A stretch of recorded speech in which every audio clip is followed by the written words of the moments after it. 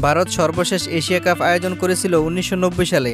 ২৫ বছর পর আবারও ভারতে ফিরে যাচ্ছে এই টুর্নামেন্ট। আজ এশিয়ান ক্রিকেট কাউন্সিল এসিসি এক সংবাদ বিজ্ঞপ্তিতে জানিয়েছেন, আগামী বছর ভারতের মাটিতে টি-টোয়েন্টি সংস্করণের এই এশিয়া কাপ অনুষ্ঠিত হবে। ২০২৬ সালের টি-টোয়েন্টি বিশ্বকাপের কথা মাথায় রেখে ২০২৫ সালের এশিয়া কাপ হবে টি-টোয়েন্টি সংস্করণে। এরপরের এশিয়া কাপ অনুষ্ঠিত হবে ২০২৭ সালে, আয়োজক বাংলাদেশ। এর আগে ২০১৬ সালে বাংলাদেশ সর্বশেষ এশিয়া কাপ আয়োজন করেছিল, সেটি ছিল টি-টোয়েন্টি সংস্করণে এশিয়া কাপ।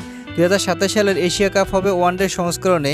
একই বছর দক্ষিণ আফ্রিকা, জিম্বাবুয়ে ও নামিবিয়ার ওয়ানডে বিশ্বকাপ অনুষ্ঠিত হবে। গত বছরের সেপ্টেম্বরে পাকিস্তান ও শ্রীলঙ্কা মিলিয়ে হাইব্রিড মডেলের এই এশিয়া কাপ সর্বশেষ আসর। টুর্নামেন্টের আয়োজক দেশ ছিল পাকিস্তান, তবে ভারত পাকিস্তানে খেলতে যেতে রাজি না হয়ে পাকিস্তান ও শ্রীলঙ্কার যৌথভাবে এই এশিয়া কাপ আয়োজন করা হয়েছিল।